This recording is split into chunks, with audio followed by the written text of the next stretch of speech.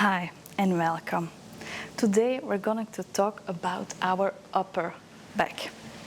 When we think about the upper back, most of us imagine strength, the part of us that keeps us upright, that let us carry on. But the upper back tells a much deeper story than this. It is where the body stores the weight of being unsupported. It is the place that remembers what it felt like when no one else had your back, when you carried way too much and all alone, or when trust was broken. The upper back is more than just muscle and bone. Symbolically, it's the body's shield of our heart. And when it holds too much, it bends under the pressure of grief, responsibility, and loyalty that was never answered. The upper back represents what we carry but we cannot see, the load that we carry. Because it sits behind us, it represents the unseen, the unconscious load, the unconscious burdens, the invisible weight, the hidden grief, the betrayals, and the responsibilities and expectations we bear silently. It is also linked to the heart and the lungs, meaning the upper back symbolically is our guarding. It guards the heart from behind us, the part we can't see but must trust others not to harm. This makes the symbolic place of betrayal, stabbed in the back, and hidden wounds. Symbolically, you can ask yourself, can I trust others with what I cannot see? The upper back is the body's reminder that we cannot see what is behind us. We must trust that we are supported. You can ask yourself, do I feel that my life, people, or spirit have my back? Or do I feel I must carry it all alone? I often get this question if the shoulder blades represent the same thing as our upper back. So we are going to take a closer look into this. The shoulders is in our layer of our interaction. They move forward, they back, up, down in response to others. They show a readiness to carry, to reach out, to defend, or to collapse. They're expressive in social interaction. That's for the layer of interaction. The upper back lays in the layer of the heart. The weight on your shoulders, the vulnerability, your health. It often carries protection, resilience, or burden on behalf of the heart. Now, the shoulder blades is the bridge between the two. Symbolically, they're like our wings on our backs. They shield the heart from behind. They empower the arms to extend outwards. They translate heart energy into action and social action back into the heart. So if shoulders belong to the interaction and the upper back to the heart, the shoulder blades belong to both of these layers. They're the gateway between the inner feeling and outer expression. The upper back stands for our support, the place of support, or the lack of support. The upper back is where we lean back into life. When strong and open, it shows trust that life has my back. When tightness is here or blocked, it often reflects the feeling that no one supports me. I must carry it all alone. The question here is, do I trust that I am supported, or do I feel abandoned and alone with my burden? The upper back stands for responsibility, the burden of responsibility. This is where the body stores the weight of duty, family expectations, unspoken obligations, old guilt, or roles we never chose. Many people carry the emotional load of others here, becoming the strong one or the caretaker. The upper back becomes the backpack of the psyche, storing responsibilities we think we can't put down.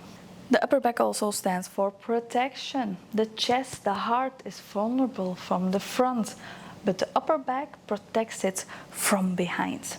Symbolically, it represents trust in others not to harm us when what we cannot see.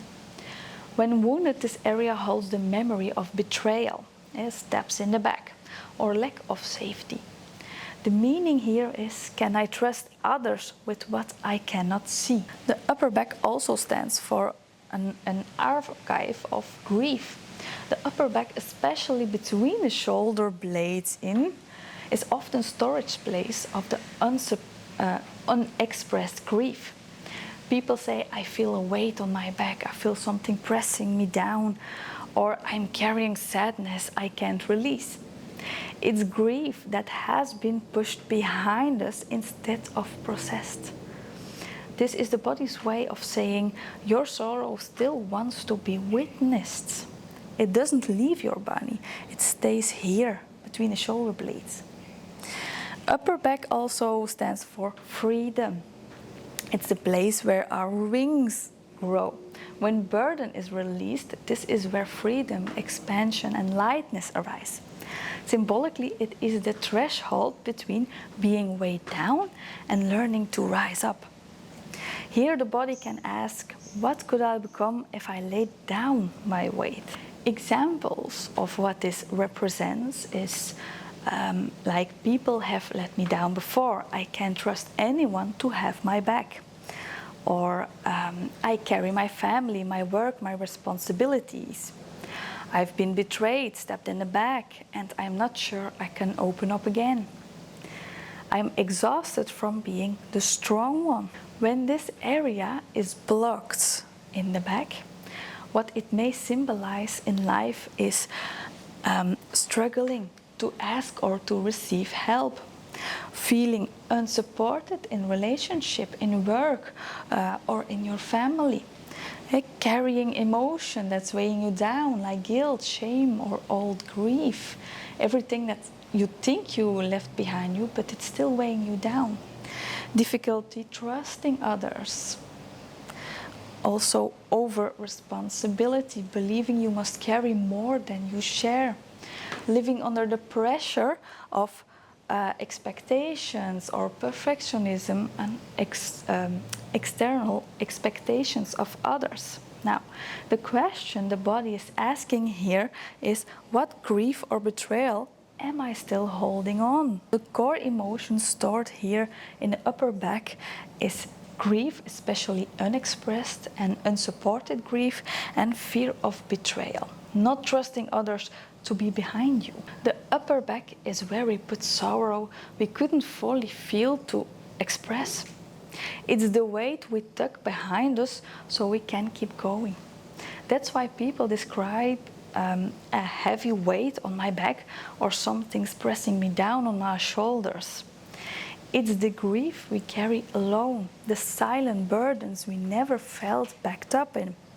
It is sorrow mixed with the belief no one is there for me. I must carry this by myself, or no one will understand my pain. Now, the shoulder and the upper back. Now we have already talked about shoulders in previous video, and there can be a little confusion here. So let me explain these two together. The shoulders are representing personal responsibilities and unacknowledged grief. Shoulders are where we take on the weight on the world on our shoulders, the shoulds and the obligations. They carry grief that was never acknowledged, the tears we swallowed, the pain we didn't let others show because we had to be the strong one. Symbolically, carrying the world on our shoulders. Emotionally, unacknowledged grief, duty, and responsibility.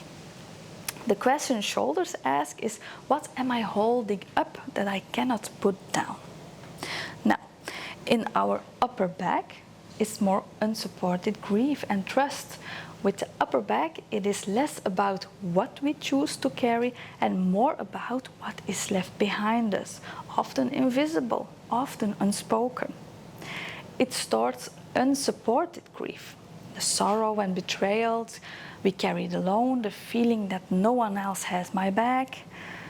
The symbol here is a step in the back, or no one stood behind me. The emotions in the upper back are more loneliness, betrayal, unsupported, grief. The body's question here is, who has my back? Can I trust life to support me? Now, if we're going to take a look in the cognitive part of the upper back, we see patterns as over-responsibility. I have to carry it all by myself. I can't trust others to support me. It's dangerous to lean on anyone. I must always be the strong one. I don't deserve the help. I should already handle it myself. I'm a big boy, big girl. The cognitive coping styles associated with the upper back is the over-responsibility. Always taking on the load, never delegating. It is the hyper-independence, refusing the support even when you are exhausted. A closed position, a closing of the heart by tightening the back muscles. Also enduring. They may push through stress, pressure or pain without acknowledging their own needs, almost as if their back is a silent shield. And also avoidance, ignoring the grief or betrayal behind you, pretending it doesn't exist, you're already over it, but it just lingers on. Many people with trauma in this area tend to carry everything alone. A felt sense of it's all on my shoulders. They overfunction, take responsibilities for everyone else, and struggle to let others help themselves. They avoid the past. They are turning away from what's behind them because the upper back is literally faced backwards. People may avoid or suppress past wounds, betrayals or grief. And it's much easier to not look back than to process what is really happening. They also tend to armoring the heart of the betrayal, keeping the back tight as if you're guard against being stabbed in the back. It leads to distrust, hypervigilance or difficulty relaxing around others. Also withdrawing from connection. Instead of opening the chest forward into a relationship, they hold back, they retreat or they lean away emotionally to reduce the risk of further injury.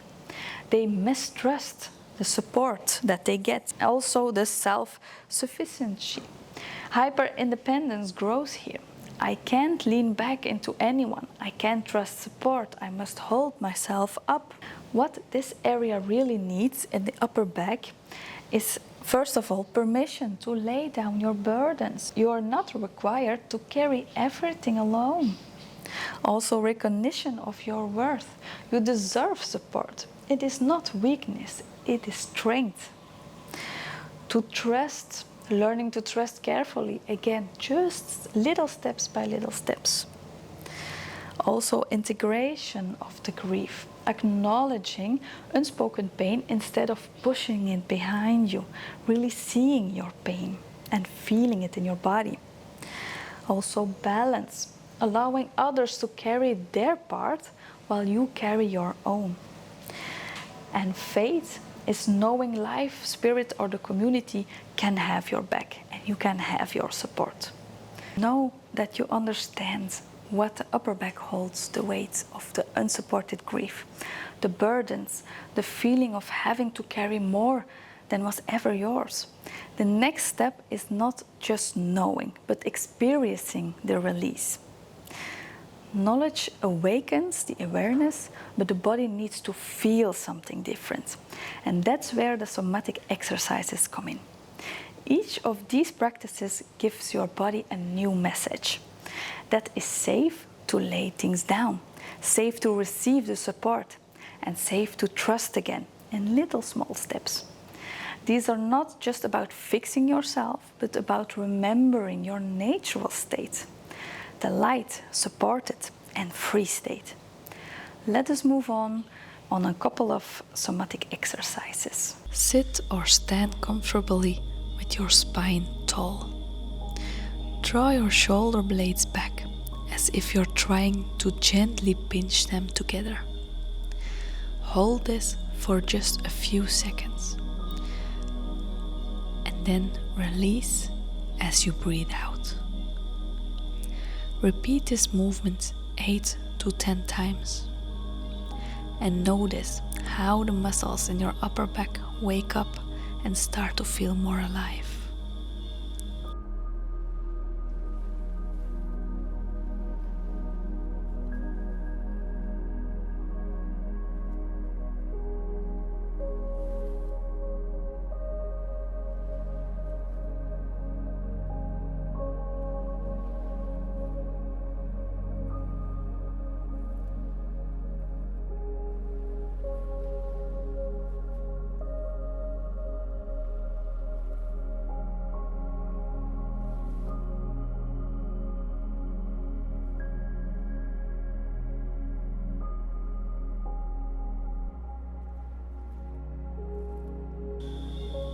Now, for the next exercise, wrap your arms around yourself in a big hug.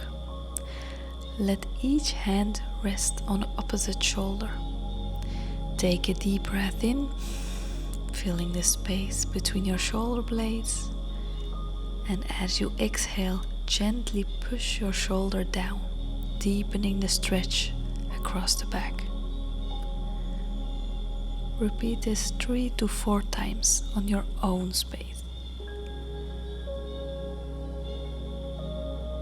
Allow yourself to feel the comfort of holding and releasing.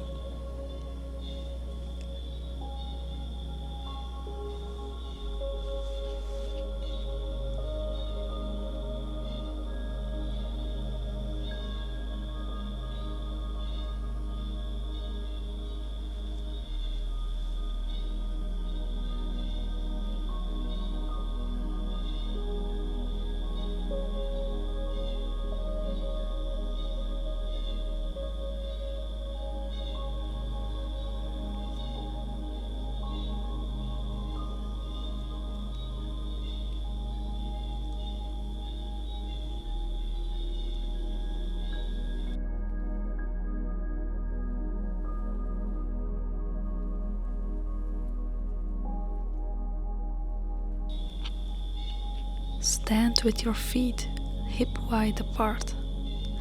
Slowly fold forwards from your hips, letting your head and your arms dangle down towards the ground.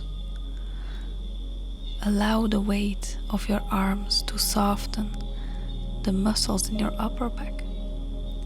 Stay here for 4 to 5 breaths.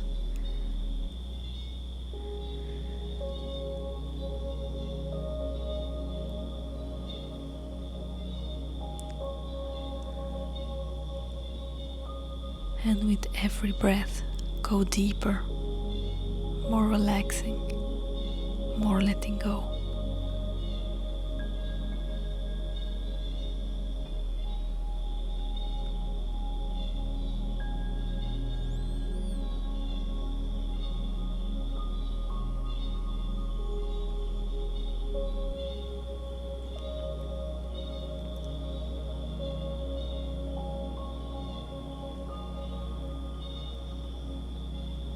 Then slowly roll your spine back up, 1 vertebra at a time, until you're standing tall again.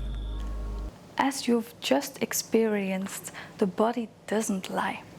It tells the story of what has been carried and what longs to be released. The upper back asks us, who supports me? Who do I allow to carry me? And can I trust life to hold me when I soften? Every time you practice these exercises, you are teaching your body a new answer. Remember, healing is not about pushing harder, but about allowing. You are not required to carry everything alone.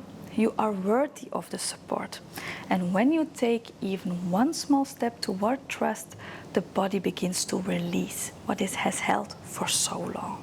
Thank yourself for being here, for listening inward, and for giving your back and your heart the chance to rest. And if you like to go deeper, I am creating an upper back workbook filled with more somatic practices and reflections for each of these core needs. If you are interested, just let me know in the comments or send me an email to info@healwithmebytessa.com, and I will let you know as soon as it's available. It will be your guide to keep exploring step by step at your own pace. Thank you for watching, and see you in the next video.